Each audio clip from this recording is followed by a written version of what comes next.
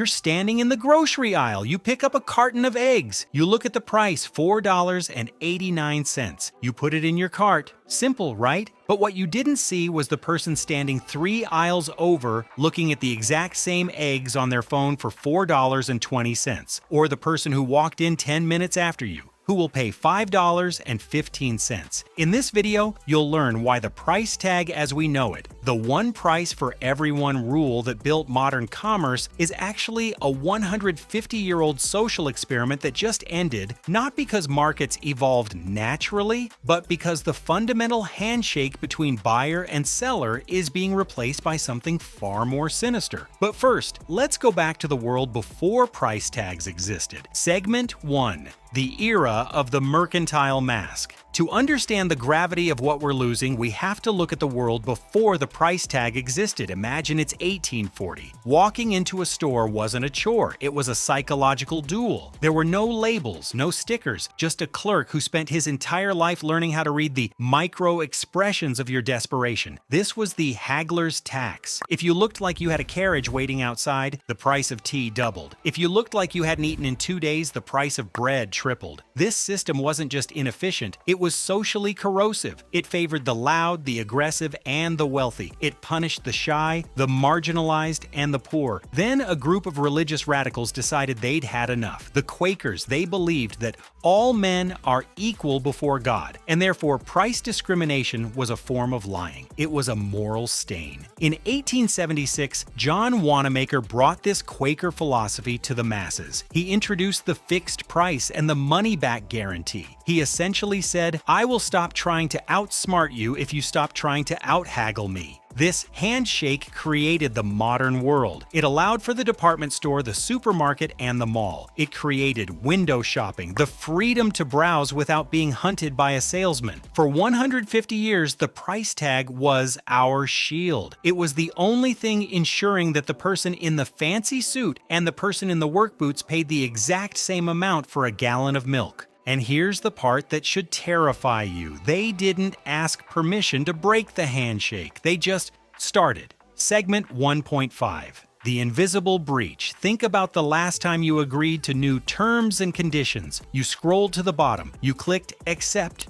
You moved on. Buried somewhere in paragraph 47, subsection C, was a single sentence that gave the company the right to use dynamic commerce optimization strategies based on user-specific data inputs. Translation, we can charge you whatever we think you'll pay. Most people think price discrimination is something that happens to other people. People who are bad at shopping, people who don't read the fine print. But the truth is, you've already been segmented. Right now, there's a file on you, maybe several. It knows if you shop on Tuesdays or Saturdays. It knows if you buy name brands or generics. It knows if you abandon your cart or impulse buy at checkout. It knows if you're the kind of person who returns things or the kind who just accepts it. And once they know what kind of shopper you are, they can design a price just for you. Not the market price, not the fair price, your price, the maximum amount you'll pay before you walk away. Which brings us to the machine that makes all of this possible. Segment 2. The black box and the pain point. Why did the handshake break? Because of something economists call first-degree price discrimination. In a perfect capitalist world, for the corporation at least, there is no such thing as a market price. There is only the maximum tolerable pain. Imagine you're thirsty. You'd pay $1 for a bottle of water. But if you're in the middle of a desert, you might pay $1,000. The water hasn't changed. You changed. Retailers have spent decades trying to build a digital desert. They want to catch you at your most vulnerable moment. This used to be called dynamic pricing, and we saw it first with airlines in the 1980s. We accepted it because planes have limited seats, but now it's moving to surveillance pricing. The difference is intent. Dynamic pricing looks at the room. Surveillance pricing looks at you. There are patents held by major tech companies for biometric pricing. This is an algorithm that uses your phone's camera to see if your pupils are dilated or if your heart rate is elevated. If you look stressed, the algorithm assumes you're in a hurry.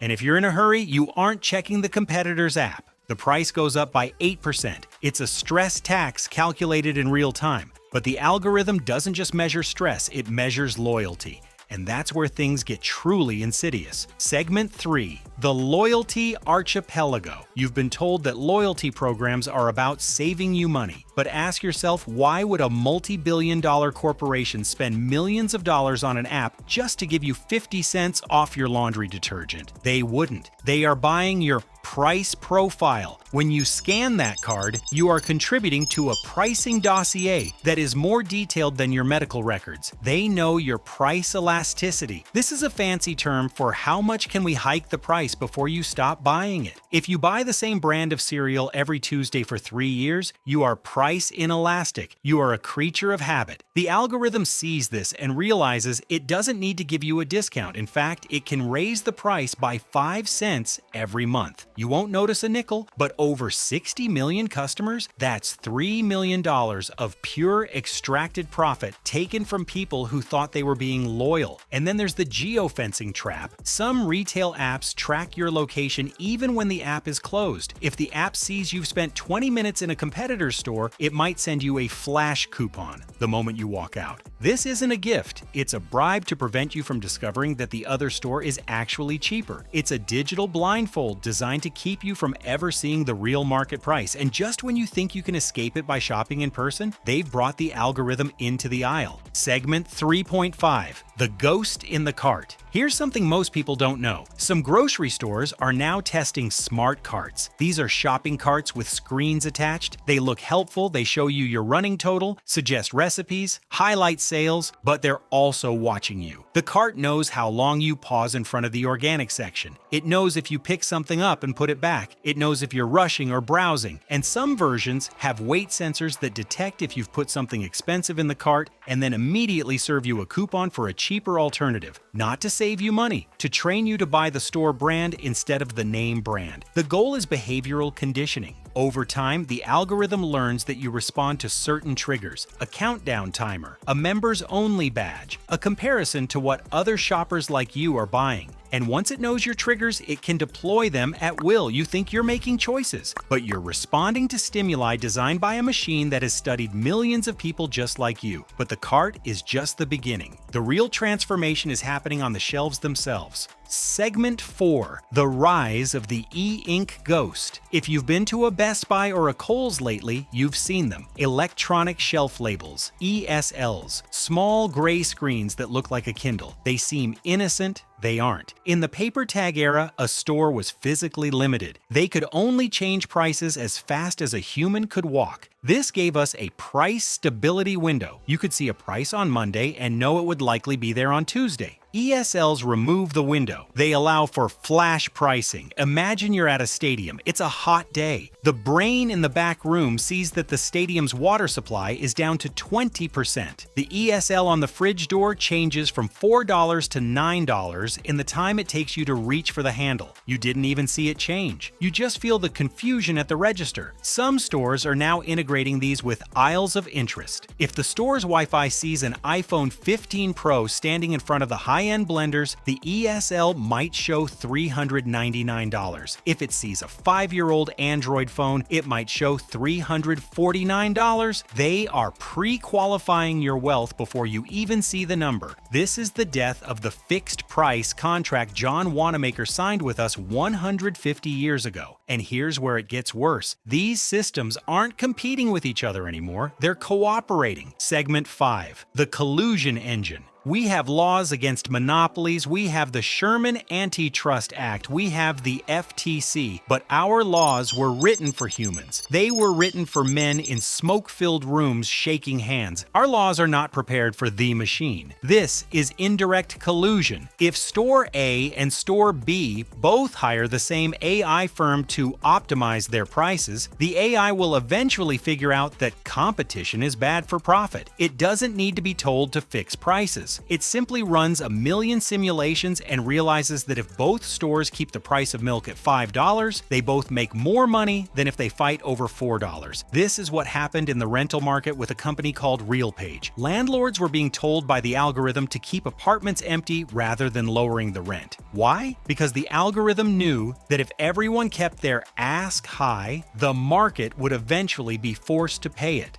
The invisible hand of the market has been replaced by a digital claw. But even if we could fix the collusion problem, there's still the matter of how these prices are presented to us, and that's a psychological warfare game we're losing badly. Segment 6: Neuromarketing and the Deal Illusion. The problem isn't just the price, it's the way your brain processes the price. Retailers are now using anchor pricing powered by AI. Have you ever seen a sale tag that says, was $100 now $60? In many cases, that item was never $100. The $100 price was anchored in your brain by the algorithm just to make the $60 feel like a hit of dopamine. The algorithm knows exactly which font, which color of red, and which countdown timer will bypass your logic and trigger your scarcity reflex. It knows that if it tells you only 2 left at this price, you are 40% more likely to buy it, even if there are 2,000 in the warehouse. We are being hunted by a system that knows our biological weaknesses better than we do. This is why the price tag is a problem. It's no longer a label for a product. It's a user interface for your bank account. It's a probe sent out to see how much of your life's work, your time, your labor, the corporation can extract in a single transaction. And if you think this is as bad as it gets, I need to show you what's coming next. Segment 6.5: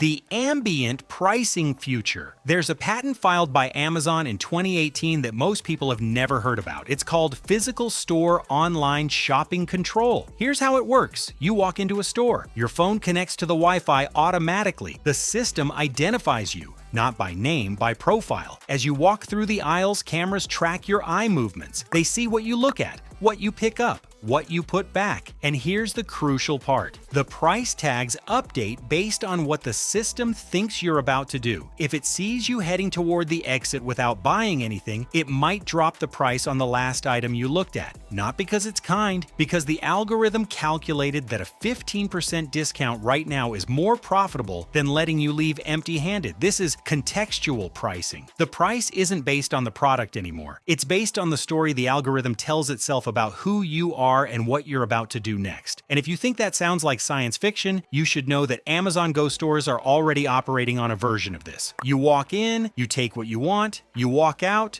no checkout, no visible prices, just a charge to your account after you leave. You never see the price until after you've already committed to the purchase. Which brings us to the question everyone should be asking: if we can't see the price and we can't compare the price, are we even shopping anymore? Conclusion: the future of the tag. If we don't act, the price tag will eventually disappear entirely. You will walk into a store, grab what you need, and walk out. Sensors will identify you, and a personalized total will be deducted from your account. You will never see a price. You will never be able to compare. You will simply be billed what the machine thinks you are worth. We need to demand price transparency. We need laws that mandate a stable price period. We need to protect our data so it can't be used as a weapon against our own wallets, because a society where the price of bread depends on the model of your phone is not a free market. It's a digital feudalism. I'm heading to the mountains this weekend to film a breakdown of the specific apps you need to delete to start protecting your price profile. It's the first step in taking back the handshake. Hit subscribe and tell me, have you ever felt like a price changed just because you were the one looking at it? I'll see you in the next one.